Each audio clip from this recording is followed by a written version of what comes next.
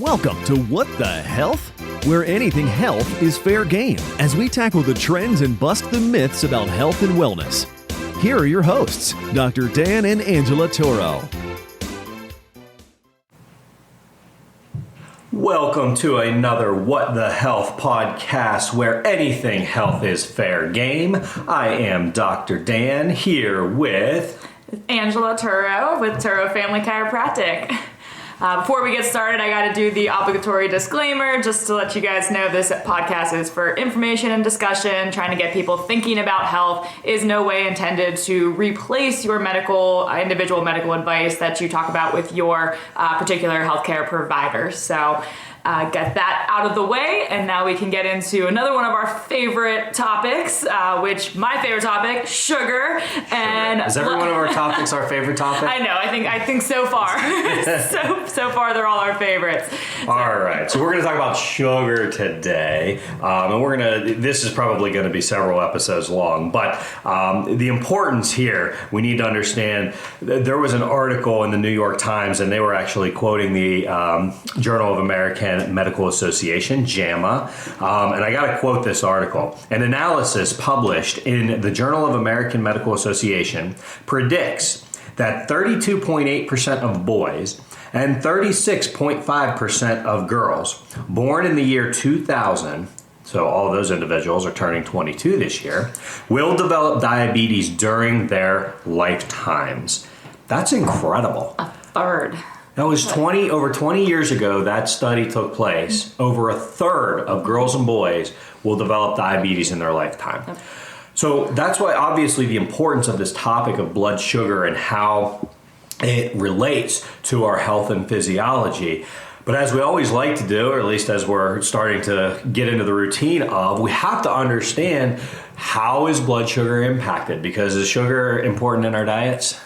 And what? Depends who you're asking. Depends on who you're asking, right? What form of sugar? Sugar is a necessary ingredient in our diets because it is so important in really energy production. Through at every cell, and we're made up of 70 plus trillion cells that were estimated. So again, sugar is very, very important at the cellular level, but obviously, with a statistic like that, we are going to have we are massively over inundated with sugar. Yes. So, but let's get to the bottom of this. When you eat something, let's use something simple like an apple. Okay, you take a bite of an apple, chew it up, swallow it, gets down into the stomach, broken down by some enzymes. From the stomach, it's passed into the small intestine. The small intestine is where approximately 90% of all nutrients from your food are absorbed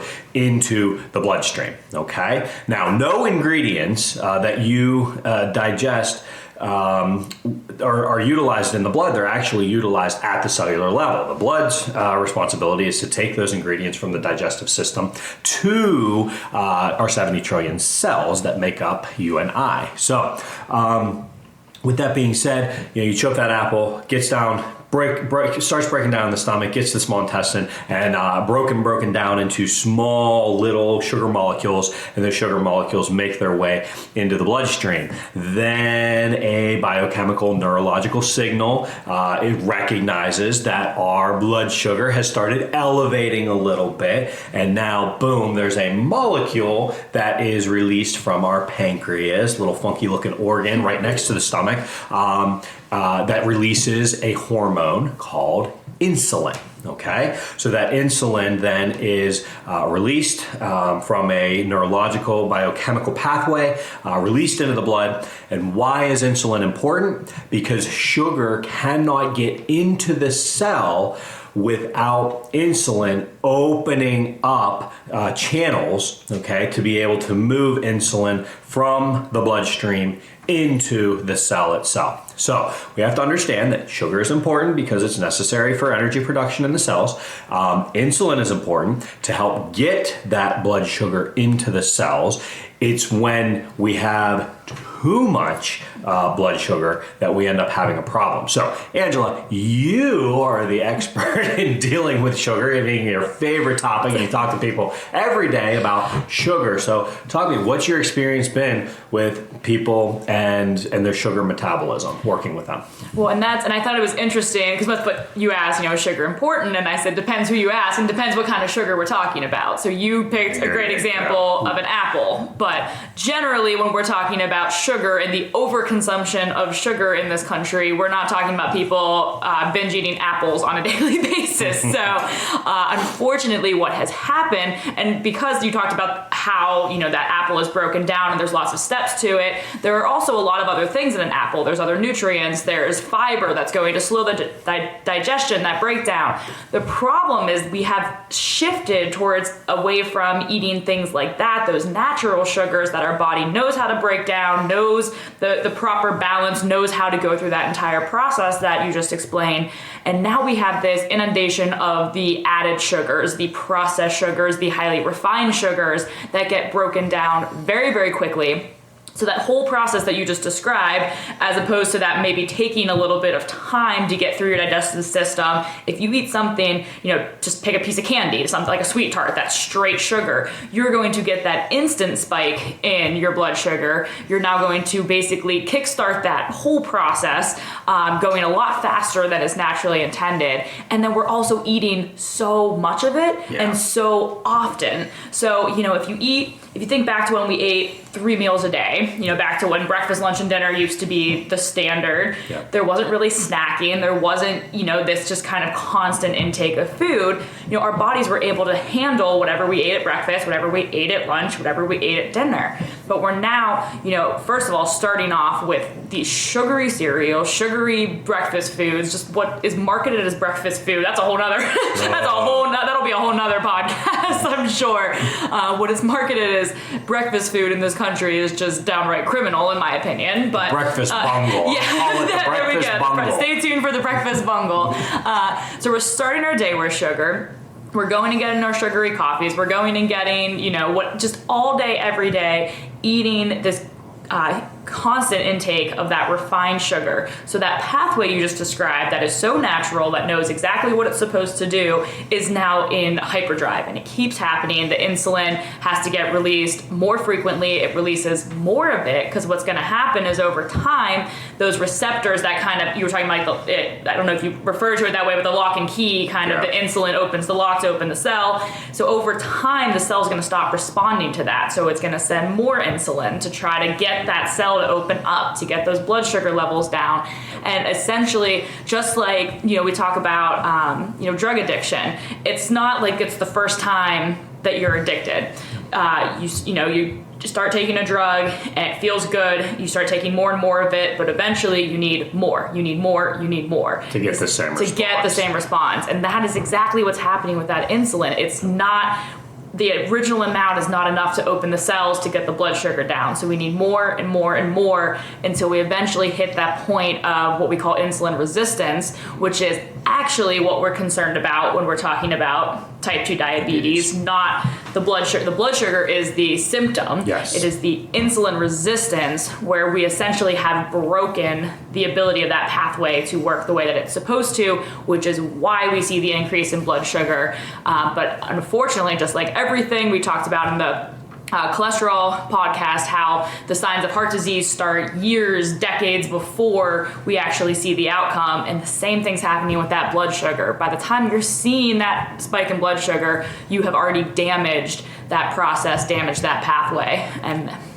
so, and I think I wanted to go back, a second for what you talked about, the different types of sugars. And, a lot of the artificial, and a lot of people are very familiar with the term high fructose corn syrup, right? Because that's probably one of the most, well-known artificial sugars that's out there. And when you break that down, it actually has, 2 sucrose molecules.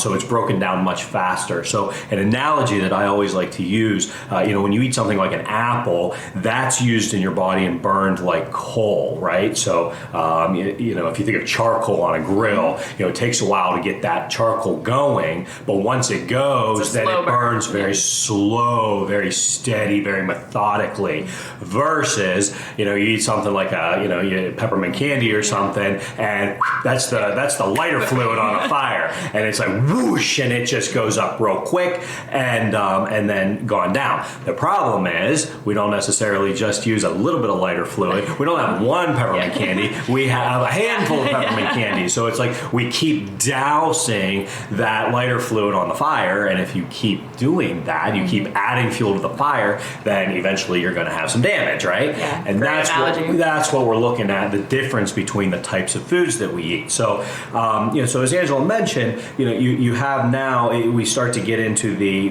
pathophysiology, or if we have too much, if we're over inundated, we're getting too much sugar, we have to look at what happens at the cell. Okay, so you have the receptor, which is that's the receiver. That's what actually gets the message of insulin, and it recognizes that insulin is floating around in the blood. Insulin grabs onto that receptor, sticking up like a hand or something. Like if you were reaching up from a lower level and trying to grab someone above you. That hand sticking up is the receptor, and the insulin grabbing onto that receptor is what allows the cell to open and become permeable to where the sugar enters the cell. But as Angela mentioned, insulin resistance happens, when that receptor is overstimulated. So I always use the example. I used to, give some, I would give health talks to our patients coming into the office, and just use some different analogies. And so I would have one person be a cell, and I would have them hold their hand out and that was the insulin receptor. And so what I would do as insulin is I would keep smacking that insulin receptor. And so as the cell, you start to get annoyed, right? Because you keep getting that overstimulation of that sounds very signal, annoying, yes. Right? and as a younger sibling, she can really relate. I'm having all kinds of childhood flashbacks right now. Don't worry, her therapy bill is not covered. So anyway, you get annoyed because we keep smacking that insulin. We stimulate that insulin receptor. So you as the cell being annoyed by that because you're being overstimulated, and maybe to the fact that you also can't handle any more sugar coming in because you're already maxed out, you start going through a process called down regulation. And this happens in so many different neurological, hormonal, immune pathways in the body, and it happens at the cellular level. There's things called upregulation when receptors are added to the cell membrane, and then downregulation, what I just mentioned, is when receptors are brought back into the cell. And that happens because there's an overstimulation. The cell is overexcited, so it says no more. It's going to start downregulating. And you have to understand, there are thousands, probably in the hundreds of thousands of receptors on each cell. So let's say it starts down-regulating those receptors by 20%. Well, now the same amount of insulin, as you just mentioned, is not going to open up that cell. So now you need more insulin. So now the pancreas starts producing more insulin, but you're already annoyed. The cells are already annoyed because there's too much insulin overstimulating it. So over time, and again, it doesn't happen overnight, it's 5, 10, 20 years down the road, now those cells are continuing to downregulate their insulin receptors, and they're becoming more resistant to insulin because it doesn't have the same signal. So the same amount of insulin is not producing the same result. So now the body produces more insulin, and it continues what we call this vicious cycle. So that's where the pathology, that's where the process of type 2 diabetes comes from. And that's why we see the high blood sugar when we look at those blood sugar levels. Exactly, because now the same amount of insulin, it's not stimulating the cells to open up because the cells don't have the same amount of receptors.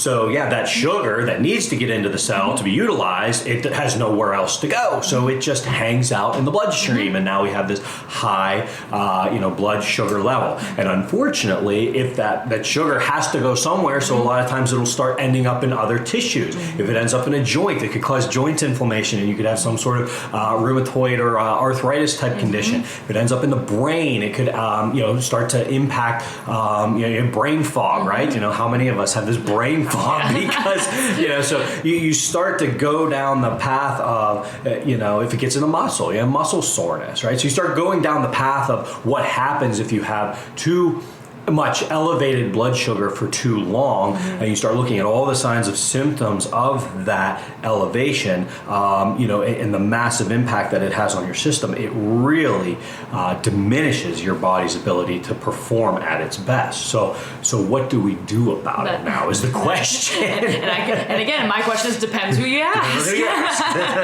Depends on who you ask. So let's start with the medical management. What does medicine do, right? We talk about pathophysiology, or the pathogenic solution. That's the medical management. You go see your medical doctor. They take your blood test. You got elevated blood sugar. What's the management now? What do we do? They're going to put you on medication. So that's been my experience. So they see a symptom. They want to treat the symptom. So we see high blood sugar. We want to get that blood sugar down. Or worse, we see insulin not working correctly, so we want to figure out a way to fix that. So I know metformin's the big one that everyone seems to talk about. What blows my mind is that, and you've seen this too in clinical practice, is that we're seeing younger and younger individuals being put on this. People our age. I mean, that's it's younger. Younger. Oh, I know. I forget we're not as young as we think we are. Shoot, I always forget that. I've seen young women in their mid-20s, put on this medication. You brought up the statistic, that from 2000 where they said, those kids kids born in 2000, a third of them, so like you just mentioned, they'll only be 22 this year. I guarantee some of them already are diabetic, if not pre-diabetic. Yeah. And that's the scary part. That's really the scary part. And so here's the deal. Science knows that this is not a quick process, right? It happens over time. So, so now the medical management is, well, if we can get these blood sugar levels under control before the insulin resistance starts, that's where, it's say, well, let's prescribe this medication, because now, just like we talked about. This is sounding very, very familiar to right? I feel like we just talked about this in the cholesterol podcast, but it's you start to look at, well, how can we artificially manage and get that blood sugar down? So now there's this quote unquote wonder drug in metformin, and it works on a couple different levels. Primarily working in the liver to where it down regulates or slows down the process of glucose production. Okay, basically the majority of your liver stores are stored in the liver as glucose or glycogen. I'm sorry, glycogen. So it's just glycogen is basically just a string of sugar molecules put together, and the majority of your glycogen is stored in the liver. The second, most stored is in the musculature. But what metformin does is it helps to slow down the process of releasing blood sugar from the liver. Okay, and that's all well and good, but the problem is, if we keep eating sugar, it has nowhere else to go. Now you're taking a medication. It doesn't want to be stored in the liver. Okay, so now again, it has nowhere else to go except the bloodstream. Yeah. So that's the medical management. And again, if this process then again prolongs and you've got this vicious cycle and it goes on long enough, then what happens is now you start getting into the insulin resistance, because that blood sugar remains high enough in there. But and then if it gets bad enough, they want to get rid of metformin, or in addition to metformin, now they want to put more insulin in your system.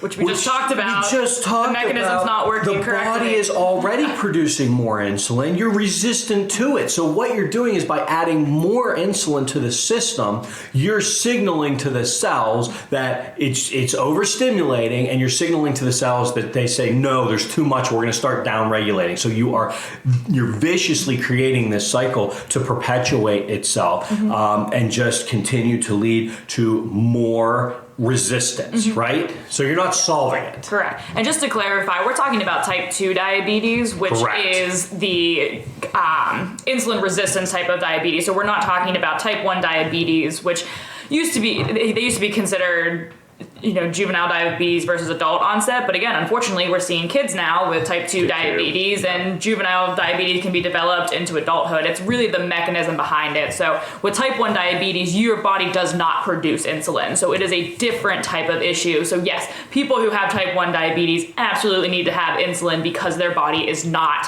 producing it. So just because I know we sometimes we say diabetes in general, we are talking about type 2 diabetes and that mechanism. Yes, insulin resistant diabetes, and so you're perpetuating the problem when you give a type 2 diabetic insulin.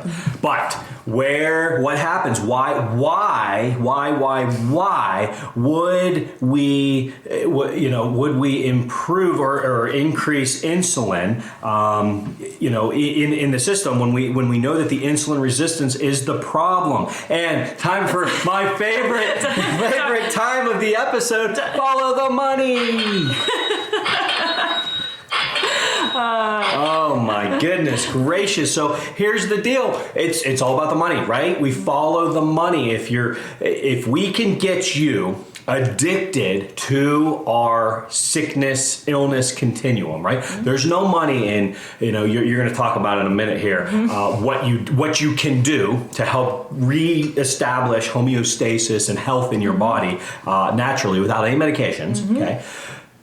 The pharmaceutical industry, okay, the titans, the big pharma titans, don't get rich off of you taking control of your health. They get rich by keeping you sick. And the sad, unfortunate thing is that they know this. They know how the pathophysiology works. They know that by giving you insulin, that perpetuates the problem. It doesn't give you a solution. And that is just so sad because, as we talk about all the time, you have to become your single greatest health advocate, and you get that way by asking more questions. So how do we solve this from a health perspective, not a medical management? If you want to stay in the vicious cycle and stay in the rat race, you take metformin and you take insulin and keep eating the same diet that you had, and you're never ever going to get off of that wheel, and it's just going to continue to get worse. So how do we actually solve the process? Because here's the thing. There's a lot of people in science world that say, in the science literature, that say diabetes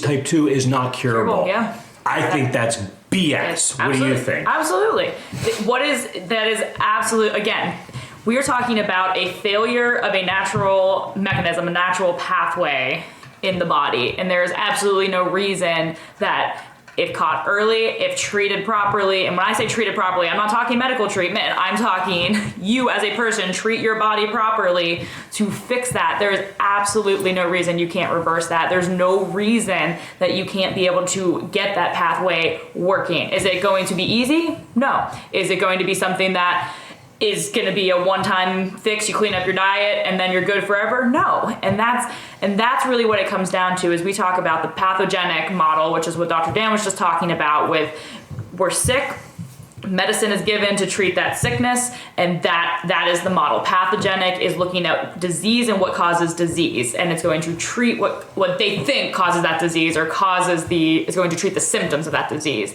What we practice and what we believe is a salutogenic model. So salutogenesis is looking at factors that promote health and wellness. So we're not looking at the absence of disease as being the same thing as health. You cannot have any quote unquote disease, but that does not necessarily mean you are healthy. So we want to focus on the things that are going to get you healthy. And spoiler alert, they are going to be the same things that will go with most of the topics that we discuss. But this topic so specifically because because what you eat and how you move and when you move and how much you move, all of those are directly going to impact that pathway that we just spent time talking about when it comes to your blood sugar and your insulin. So number one thing, that's why I joke, it truly is probably the thing I talk about most. I can't say there's really a day I go that I don't talk about sugar, but so let's pause real quick because that's just so important to reiterate that there is a difference. And I know I talk to people when they come into our office and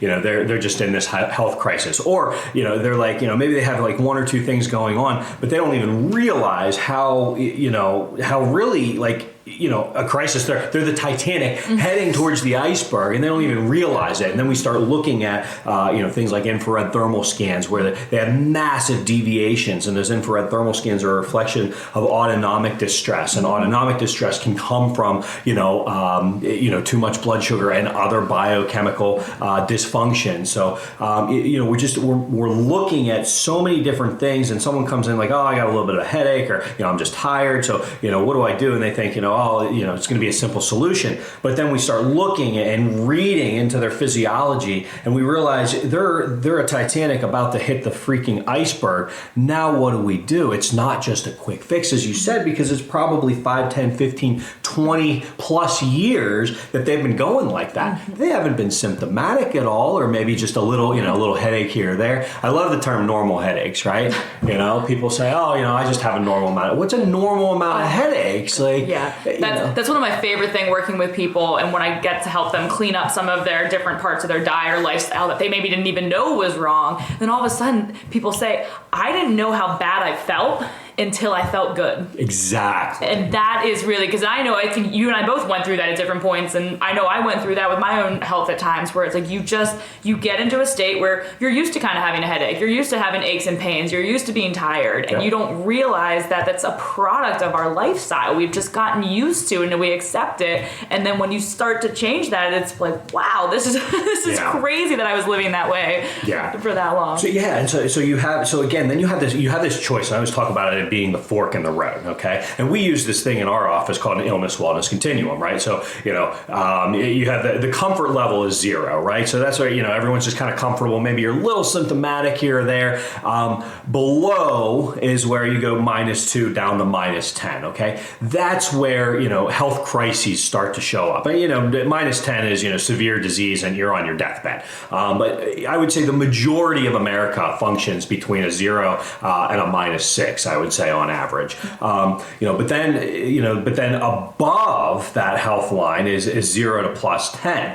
See, most people, they come into the office and they think 0, I'm asymptomatic. I don't have any major issues other than maybe a little fatigue, a headache now and again. They think they think, hey, I'm healthy. I don't have any, diagnosable disease. But then we start to show them, all the possibilities. They didn't even realize the top half of the spectrum of the continuum from +2 up to +10, which is optimal health and function. They didn't even realize that existed, because they thought, hey, we're trudging along at a plus or at a 0, okay, or even -2, and they think, hey, that's okay, because that's how I'm going to live my life. But now we're at this fork in the road, right? So they come in and maybe something, maybe a headache showed up, or a neck kink, or or they got a blood test back and it's like, oh, my cholesterol, my blood sugar is a little elevated. Now what do I do? Okay, so now we're this Titanic heading towards the iceberg. We've got decision time, right? So either you're going to go down the pathogenic model, okay, and that toolbox is drugs and surgery. That's the toolbox of the pathogenic model. And please understand, as Angela and I always talk about, we're not bashing that model, okay? In emergency situations, the pathogenic model can save lives. The problem is, if you apply the drugs and surgery model, you cannot, okay, we look at the illness wellness continuum. You cannot go up the illness wellness continuum, go from a -2 to a +2, go from a 0 to a +6. You cannot go up that illness wellness continuum by staying on drugs and surgery. You might be able to stay where you were at, but as we learned before, chances are the toxicity of medication buildup is really going to not keep you where you're at, but slowly degrade your health until you're down, and then again, what's our life expectancy? It's going down now, right? Exactly.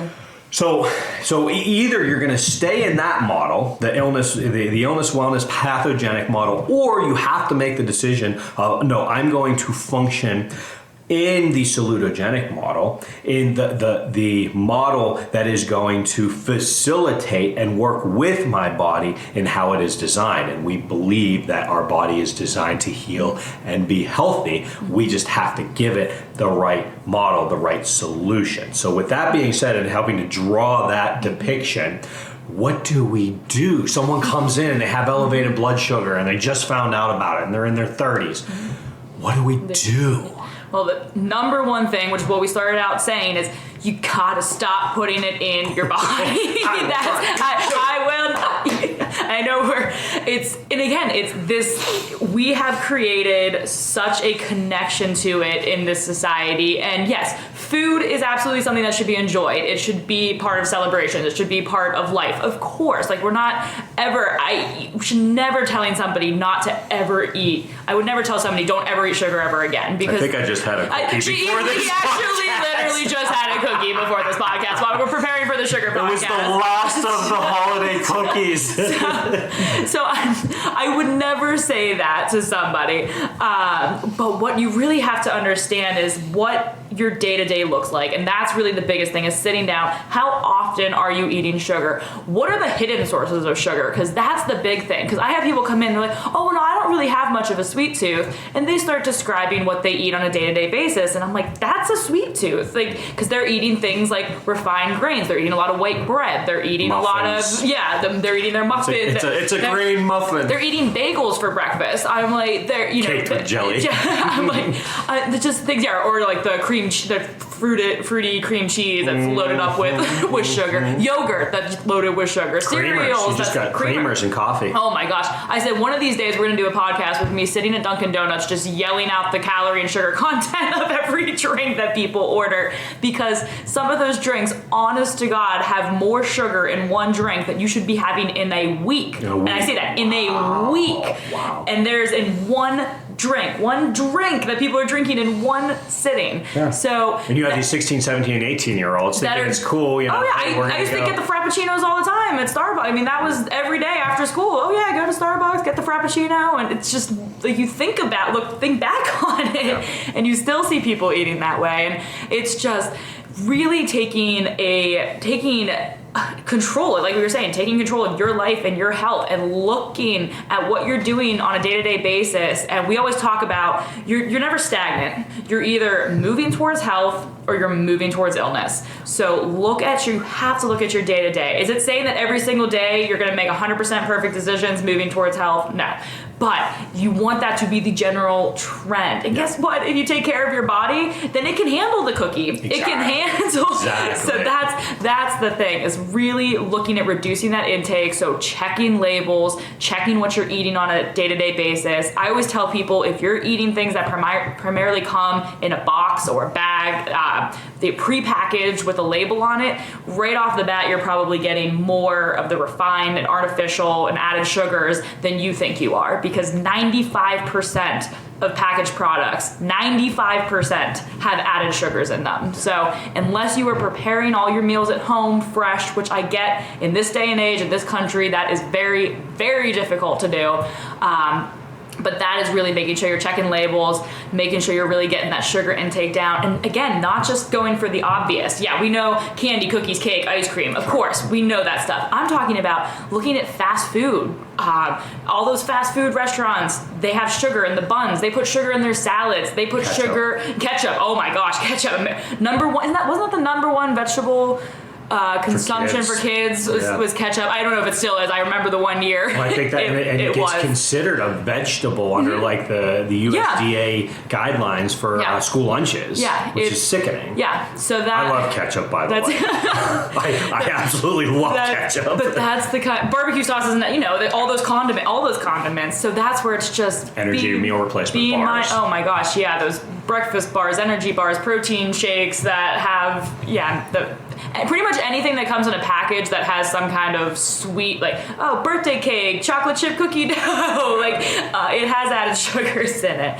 So it's really about, again, being mindful, checking, really just checking those labels, being mindful of what you're eating that stuff in moderation. But the biggest thing that you can do is break the cycle. So break those, because you're gonna have cravings. If you're someone who's been eating that typical, what I call the standard American diet, if you start cutting that stuff out, you are absolutely going to have cravings. So it's getting that under control so that you are in control, so that if you eat a little bit of sugar, you're not overdoing it. You can eat a cookie and move on. You're not eating an entire package of cookies. Well, and let's pause right there, because that is so important to understand, because you mentioned like, oh, it's so difficult, in today's day and age, and but again, we're making excuses, right? And I'm not saying, because if you were diagnosed with like severe diabetes or severe, like stage 3-4 cancer, you're going to do everything you can the majority of people are going to listen to whatever their doctor tells them. If they have to take a certain amount of chemotherapy, they know their hair is going to fall out. They know they're going to lose their eyesight if their blood sugar stays that high. Their blood pressure. They're going to do everything that the doctor tells them to do. So that they don't go to like the deathbed. Exactly. Okay.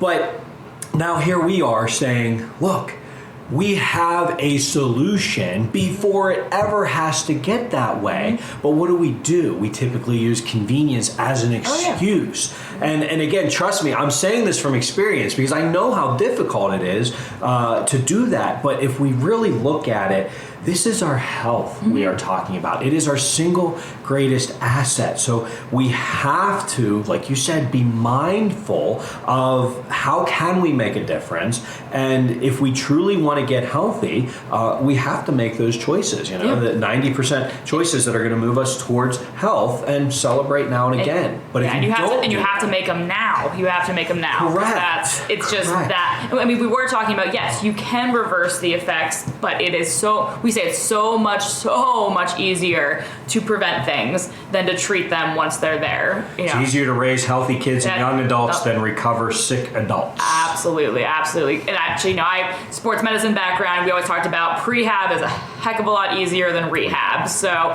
take care of yourself, prevent the injuries, prevent the disease. That is going to give you not just the best quality of life now, it's going to improve your quality of life now, and it's going to give you those longer years. And again, we talk so much about prevention, but prevention is still, in my mind, it's still in the pathogenic model, right? Because you're in this comfort zone, and what are you doing? You're making decisions based on fear of preventing an illness, which is from a pathogenic model. Whereas, no, I want to be as healthy as I can, right? I want to perform better. I don't want that headache. I don't want that brain fog. I want to think clearly. I want to have good, healthy discussions and good, healthy relationships with my family and friends. I don't want to snap at my spouse anymore because I'm angry and agitated and irritated. I want healthier relationships. I want to move healthier. I want to go out and take a hike. I want to, be able to breathe better, not feel like I'm out of breath when I get to the top of the stairs. Like, those are all better performance. That's the salutogenic model. What can you achieve versus, the pathogenic model? What am I preventing? What am I trying to avoid? And what's great is if you live in the salutogenic model, you're going to get both. You will get both the increased quality of life now, the increased ability to perform and live, and we always say thrive, don't just be alive, thrive. And then you're going to have that while also preventing those future complications down the road. And the diet, when we're talking about blood sugar, that is so important. And there's we'll do a whole other podcast on this, but fasting is a big one that we'll talk about, and that's single-handedly one of the best things that you can do for disease prevention, toxic clearing, cellular regeneration in general, but especially when we're talking about blood sugar. And that really blew my mind, because when I started learning about fasting, it's probably been about 4 or 5 years ago now. Again, the overall the science behind it, everyone says, "Oh, you're starving yourself," And I grew up, and you and I both were in that that performance athletic diabetic model. Like, why would you? You gotta eat. You gotta eat. You know, hey, you just did your workout. Gotta get your pre-workout in. Get your post-workout protein. Get your post-workout in. You know, you gotta eat. 6 times a day. Like, and it's like, when you start to look at not just the science in the past 50, 100 years, but you look at, again, we talk about our ancestors and ancestral living. How did our ancestors evolve? They evolved by, they'd go out and kill a buffalo as a tribe. They'd all inundate on that buffalo meat and bone broth and stuff over, and wipe that buffalo out over a week. And then, they might go a week or two before they ate again. And you'd have these cycles, and again, winter versus summer, with the seasons, this cyclical eating. I was just blown away when I started looking into the healing benefits. And it makes so much sense, right? Because if we're giving our body sugar, and not just sugar, but like food, because if you're already in a toxic state, you can eat protein and spike your blood sugar. Yep. If you are toxic and you eat a protein, boom, your blood sugar can go up. And that's why you see a lot of these high protein diets. Yep. But you're giving these high protein diets to people who are already dysfunctional, and they're never gonna recover their blood sugar. But what's the solution? Stop putting food in. All sugar, fat, protein, just stop. And now you actually give the pathway a chance to rest. Take a breath. Yeah. And it actually gets a chance to heal itself. It's amazing that when you do that, then the body knows what to do with it.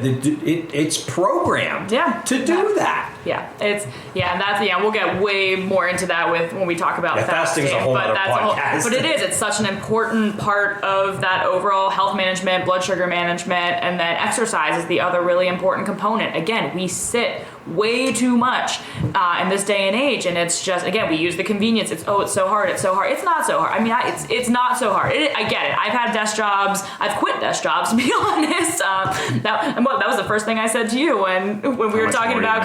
I'm like, nope, I am not taking a job where I have to sit at a desk all day. But the idea of, a lot of that blood sugar regulation also comes with exercise, because again, what we were talking about there's 2 ways with the blood sugar. It either gets put in the cells for storage or it gets transferred to be used immediately. So if you're eating more sugar than you should, but you're using it, that's also going to help with that regulation. And it's not going to be the answer. You can still out-eat. You can definitely still out-eat a good exercise regimen. But if you are somebody that is staying active on a regular basis, your body is going to be more efficient at burning those sugars, using those sugars, and it's just going to be overall more efficient at keeping that pathway working the way that it's supposed to be working. So those 3 things, I mean, you'll hear us talk about them all the time, but fasting, diet, and exercise are just kind of hands down. You're going to be your go-to tools. And when we're talking about something directly impacted, like you put sugar in, it's going to directly impact this pathway. It becomes more and more important. So you brought up exercise, and again, this will be a whole other podcast that we dive into. But exercise, is there a specific type of exercise that you make recommendations, to the people that you're working with, that gives the biggest bang for your buck, right? Because I always look at exercise in 3 ways. You got flexibility, which is your yoga style exercise routines. Then you got your endurance exercises, your cardiovascular exercises, as you're cycling, you're swimming, you're running, you're jogging, walking. Those are your cardiovascular. And then you have your resistance exercises, those are your free weights, your bands, your body weight exercises. Those are the kind of things that are working on breaking the muscle down and then rebuilding it. Any one of those 3 categories work better in your experience and scientifically to help with those blood sugar regulations? So blood sugar, there's been different research. So it used to think low and moderate, low intensity, low and moderate, longer durations was better for blood sugar management. And it is. I would still argue that strength training, having that muscle mass build up is going to be so helpful. We talked about how muscle is one of the places that glycogen is stored. So by having that strength training, we also find, again, we'll have a whole podcast on this, but strength training is so important for weight management, weight loss and weight management. So we used to think run. That was the answer to everything. The kind of and for some people, walk it off. Yeah, walk it off literally. And for some people and some people's body types, that's it might be. But strength training, having that muscle, that key muscular strength in the major muscle groups is going to help you not just with blood sugar, but with everything that we're talking about as far as health and wellness. Yeah, and so you bring up a good point there, and because that's where I was hoping you were going to go. And it's not just having larger muscle mass, because what I have seen in the literature is it's about the active recovery of muscle, right? So if you just have think about a bodybuilder. If they, train for, a couple years in a row and, they win Mr. Olympia, or they're at least competing on that stage, but then they stop exercising, they're going to very quickly start to look like the Michelin Man or, a marshmallow, because, again, the cycle, the pathway is broken. So what happens is the active recovery of muscle, when you break your muscles down through resistance exercise and you've got that next day or two where you're sore, okay, that is the muscle. You've literally created micro tears in there. You've literally broken down the muscle, but by doing that, it's actively repairing itself. It's inflamed. It's inflamed. It's actively repairing itself, and by actively repairing itself, it has to draw on energy. And where is it getting that energy? From the glucose, stores in the musculature, in the liver. And if your glucose is under control, it's actually then going to go to fat storage.